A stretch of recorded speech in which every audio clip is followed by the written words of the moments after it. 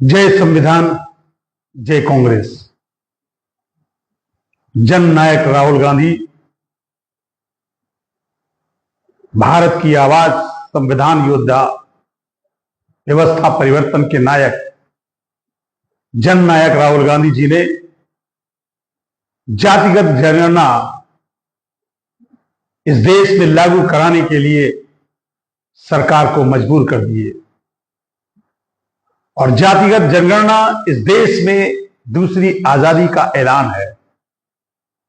इस देश में हर जाति धर्म के लोगों को जो हजारों साल से वंचित और शोषित हैं, उनको जब तक आर्थिक न्याय नहीं दिया जाएगा, देश शक्तिशाली नहीं हो सकता है। और इसीलिए हमारे जननायक राहुल गांधी जी लगातार कह रहे हैं कि जब तक इस देश में पावर दलितों और पिछड़ों, आदिवासियों, अति पिछड़ी जातियों, महिलाओं को, वंचित और शोषितों को जब तक पावर नहीं दी जाएगी, जब तक धन का विकेंद्रीकरण नहीं होगा, तब तक ये देश शक्तिशाली नहीं हो सकता है। और जातिगत जनगणना इस देश में दूसरी आजादी का ऐलान हो चुका है और इस ऐलान से अब इस देश में केवल अनुसूचित जाति के लोग, आदिवासी लोग केवल मजदूर नहीं होंगे, वो इस देश में ठेका, पट्टा और लाइसेंस, शिक्षा, रोजगार, धन, धरती, हर क्षेत्र में अब भागीदारी की लड़ाई का शुभारंभ होगा। इस देश में जब तक वंचित और शोषित समाज के लोगों की हिस्सेदारी नहीं मिलेगी, तब तक ये देश आगे नहीं बढ़ सकता है।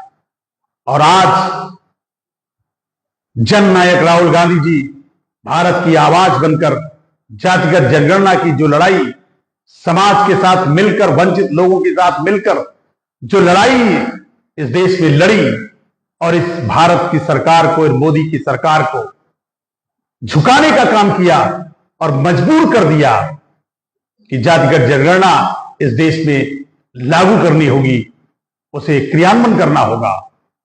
लेकिन यह देश ज्यादा दिनों तक अब इंतजार नहीं कर सकता है। इस देश की सरकार को बताना होगा ये जातिगत जनगणना कब से शुरू करेंगे और किस तरीके से करेंगे, कहीं ये झुंझुना तो नहीं होगा। इसलिए अब ये देश इंतजार नहीं कर सकता है।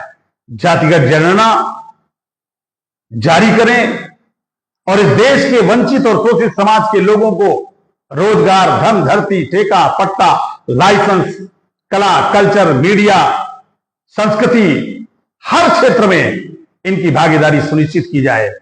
ये देश आर्थिक विषमताओं से लगातार घिर रहा है और आर्थिक विषमता को खत्म किए बिना ये देश शक्तिशाली देश नहीं हो सकता है। तो जातिगत जनगणना एक ऐतिहासिक कदम है। जातिगत जनगणना एक दूसरी आजादी का ऐलान है। जातिगत जनगणना है वो इस देश में व्यवस्था परिवर्तन में मील का पत्थर साबित होगी। जय संविधान, जय कांग्रेस, जय हिंद।